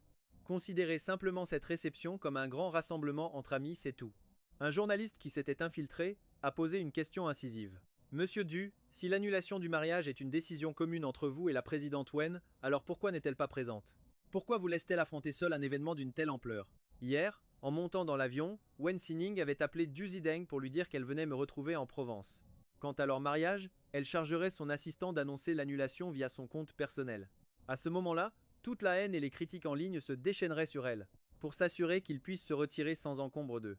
Cette annulation, Du Zideng a refusé, lui disant de venir me trouver l'esprit tranquille, sans se soucier de rien. Il pouvait très bien s'occuper lui-même de l'affaire du mariage. Il voulait monter la dernière garde pour son amour, c'est pourquoi il portait encore son costume de cérémonie. Dans cette vie, il pouvait considérer qu'il l'avait épousée. Son amour pour elle n'était pas comparable au mien. Mais il ne permettrait absolument pas que son propre amour paraisse trop inférieur. Du Zideng, un sourire courtois aux lèvres, a dit: je ne pense pas que ce soit une si grosse affaire. Je crois que je peux très bien gérer la situation. Quant à Sining, elle a quelque chose de plus important à faire. Quelque chose de plus important que sa propre vie. En tant que son ami, je me dois évidemment de la soutenir de tout mon cœur. Le père de Du Zideng est monté sur scène avec toute la famille, pour soutenir son fils, réduisant rapidement les journalistes au silence. Du Zideng regarda les membres de sa famille, qui se tenaient à ses côtés pour le soutenir, et une vague de chaleur envahit son cœur. En même temps, il m'adressa ses vœux les plus sincères. Il espérait qu'elle parviendrait à me trouver sans encombre, et que nous ne serions plus jamais séparés. Depuis tout ce temps, il avait été témoin de tout l'amour qu'elle me portait. Il pensait qu'elle avait aimé dans la douleur, mais ce n'est que maintenant qu'il réalisait qu'en réalité, mon amour à moi était encore plus éprouvant. Notre amour a toujours été réciproque. J'espère que le ciel aura pitié. Ce couple, qu'on arrête de les tourmenter. La diffusion en direct s'est terminée. Songji, avec son franc-parler habituel, n'a pas pu s'empêcher de râler. Je vois bien que ce fameux Du est sans aucun doute encore amoureux de Wen Xinning. Même à ce stade, il continue de la protéger comme ça. À mon avis, c'est sûr que Wen Xinning a changé d'avis. Quelle garce. N'est-ce pas Gu? Tu es bien d'accord? À ce moment-là, ma tête était complètement obsédée par l'annulation de son mariage avec Du Zideng, je n'ai absolument pas fait attention à ce que Songji racontait. Mais au final, pourquoi ont-ils rompu leurs fiançailles? Est-ce qu'elle aurait découvert quelque chose? Gu, ça va? Musique? Tu m'écoutes? Demanda-je, un peu dans le brouillard. Qu'est-ce que tu disais? Songji répéta d'une voix plus forte. Je disais que s'ils ont annulé le mariage, c'est forcément que Wen Xinning a changé d'avis. C'est vraiment une garce. Soudain, Songji poussa un cri qui me fit sursauter. J'ai précipitamment tendu les mains à l'aveuglette. Agi, qu'est-ce qui se passe? Songji regarda la femme à l'air épuisé et tourmenté qui venait d'apparaître devant lui, si stupéfait qu'il en perdit ses mots. Il se jura de ne plus jamais dire du mal des gens dans leur dos. Franchement, qui peut comprendre ce que ça fait de voir la mariée? Qui a planté son propre mariage? Débarquer soudainement devant soi comme ça, c'est terrifiant. Il s'apprêtait à ouvrir la bouche pour me parler quand il a vu la nouvelle venue me prendre directement dans ses bras. Ses yeux se sont écarquillés encore plus. J'ai été soudainement enlacé par quelqu'un. J'ai d'abord cru que c'était Songji, mais en un instant, j'ai senti que quelque chose clochait. La taille, la carrure de cette personne, c'était très différent de Songji. Qui êtes-vous? Lâchez-moi. La personne n'a pas dit un mot, se contentant de me serrer plus fort, étant aveugle. La vérité, c'est que je vivais constamment dans un état de panique. J'allais me débattre quand j'ai soudain senti un liquide chaud et humide couler sur mon cou. À côté de moi, elle pleurait. Son image est immédiatement apparue dans mon esprit. Ma voix est sortie, un peu tremblante. Wensi. Musique? Ning. Elle a un peu desserré son étreinte, son regard plein d'affection fixé sur mon visage, et a dit lentement: à Shen, c'est moi. Mon cœur s'est emballé, et je n'avais qu'une seule musique pensée. Elle sait. Non, c'est impossible. Paniqué, je l'ai repoussée, et je me suis retourné pour m'enfuir, mais je n'ai pas fait 2 pas avant de m'écrouler par terre, à cause de ma cécité. Elle s'est précipitée vers moi et m'a pris dans ses bras, le cœur brisé. Sa voix était chargée d'un manque et d'un chagrin infini. Achen, jusqu'à quand vas-tu continuer à me repousser? J'ai secoué la tête. Tu ne devrais pas être ici. Tu devrais être à King, à ton mariage, aux côtés de Du. Musique, pourquoi es-tu venu ici? Achen, je t'aime. Mon amour pour toi n'a jamais cessé. Pas un seul jour. S'il te plaît, ne me repousse plus. Mais moi je t'aime. À cet instant, elle ne voulait rien entendre d'autre. Elle voulait juste me crier son amour. Le manque et l'amour, réprimés pendant 3 longues années, ont complètement explosé à ce moment précis. Je l'ai serré fort dans mes bras, mes larmes coulant à flot. Mais je vais bientôt mourir, Wen Xinning, je vais mourir. Je ne peux pas rester avec toi pour toujours. Je ne veux pas que tu me voies. Dans l'état où je serai quand je mourrai. Et encore moins qu'après ma mort, tu vives pour toujours dans la culpabilité et le souvenir de moi. Elle a tendu la main pour caresser doucement ma joue, essuyant les larmes qui inondaient mon visage. Achen, je ne te laisserai pas mourir. À partir de maintenant, que ce soit au paradis ou en enfer, n'espère même plus m'abandonner. Après avoir dit ça, elle m'a entraîné dehors. En chemin, elle avait déjà contacté le spécialiste le plus réputé. Elle voulait m'arracher des griffes de la mort. Elle m'a fait monter en voiture, et nous sommes très vite arrivés à l'hôpital. Après une série d'examens. Musique. Le médecin a regardé le rapport dans ses mains, et n'arrêtait pas de soupirer. Les organes de son corps sont tous en état de défaillance grave. Il souffre aussi de complications dues à une prise prolongée de médicaments d'origine inconnue. Le fait qu'il ait tenu jusqu'à aujourd'hui est déjà un miracle. Elle, refusant d'y croire, elle a arraché le rapport des mains du médecin. Vous ne prétendez pas avoir la technologie médicale la plus avancée? Tant que vous pouvez le sauver, l'argent n'est pas un problème. Madame Wen, je suis désolé, mais nous sommes vraiment impuissants. Son corps est complètement à bout, il peut nous quitter d'un moment à l'autre. Le médecin n'a pas eu besoin de finir sa phrase, tout le monde avait compris. Folle de rage, elle l'a attrapé par le col. Vous racontez n'importe quoi. C'est vous qui êtes un incapable, et vous osez lui porter malheur comme ça. Allongé sur mon lit d'hôpital, j'ai tendu la main en l'appelant. Elle a immédiatement lâché le médecin pour venir à mon chevet et prendre ma main. Achen, je suis là. J'ai murmuré d'une voix faible. Wen Signing. Musique, emmène-moi à la maison. Je sais dans quel état est mon corps. Ne t'en prends plus au médecin. Achen, ne l'écoute pas, il dit n'importe quoi. Tu es en parfaite santé, tu vas vivre vieux et en bonne santé, c'est certain. Jusqu'à 100 ans. Signing, ramène-moi à la maison. Je ne veux pas passer mes derniers jours dans un hôpital. La voix étranglée par les sanglots, elle a dit Achen, sois sage. C'est cet hôpital qui est nul, je vais t'emmener dans un autre. Signing, ne te voile plus la face. Pouvoir te voir une dernière fois avant de mourir, pouvoir toucher ta joue encore une fois. Ça me suffit amplement. Mais elle n'a pas abandonné et m'a emmené dans un autre hôpital. Le résultat a été exactement le même. Toutes les fonctions de mon corps avaient atteint leurs limites. Je pouvais mourir à tout moment. Comme j'insistais fermement, elle m'a ramené à notre maison en bois, près du champ de lavande. Pendant tout le trajet, elle était dans un état d'anxiété extrême. Elle me serrait fort contre elle, n'osant même pas cligner des yeux, de peur que la seconde d'après, je ne ferme les miens pour la quitter en silence. J'ai senti son angoisse. Alors, j'ai laissé ma main remonter le long de son bras pour caresser sa joue, et je l'ai rassurée, Signing, n'aie pas peur. Ses yeux étaient tout rouges. Elle a baissé la tête et s'est blottie contre ma poitrine. Achen, pourquoi as-tu été si stupide? J'aurais préféré mourir plutôt que de te voir devenir comme ça à cause de moi. Signing, si nos situations avaient été inversées il y a 3 ans, qu'est-ce que tu aurais fait? Elle n'a pas pu s'empêcher de réfléchir sérieusement à la question. Finalement, une seule réponse lui est venue à l'esprit. Si nos situations avaient été inversées il y a 3 ans, elle aurait probablement fait le même choix que moi. Parce que nous nous aimons d'un amour qui dépasse nos propres vies. Elle a dit exprès, je n'aurais certainement pas été aussi bête que toi. Je t'aurais épousé, j'aurais attendu que tu meures. Et puis quelques années plus tard, je t'aurais oublié. Pour me remarier avec quelqu'un d'autre? J'ai fait semblant d'être vexé. Si j'avais su, je ne t'aurais pas sauvé. Achen, tu n'aurais pas dû me sauver. Un sourire s'est dessiné sur mes lèvres. Mais Sining, je ne voulais pas que tu meures. Je voulais que tu vives en paix et en bonne santé dans ce monde. Sa voix s'est un peu étranglée. Achen, un monde sans toi. Quelle raison aurais-je de vivre? C'était aussi ma plus grande peur. C'est pourquoi je n'avais jamais osé lui dire la vérité. Sining, je veux que tu me promettes que même si je meurs, tu continueras à bien vivre. Je t'autorise à porter mon deuil pendant 3 ans, mais après ces 3 ans, tu devras absolument épouser Monsieur Du et fonder ta propre famille. En me voyant dans cet état, toujours en train de m'inquiéter pour elle, les larmes qu'elle retenait ont fini par couler sur ses joues. Achen, est-ce que tu te rends compte à quel point tes paroles sont cruelles? Tu me demandes de te regarder mourir, puis d'aller trouver un autre homme pour me marier et avoir des enfants. Je lui ai serré la main plus fort, la suppliant. Signing, c'est ma dernière volonté avant de mourir. Tu dois absolument me le promettre.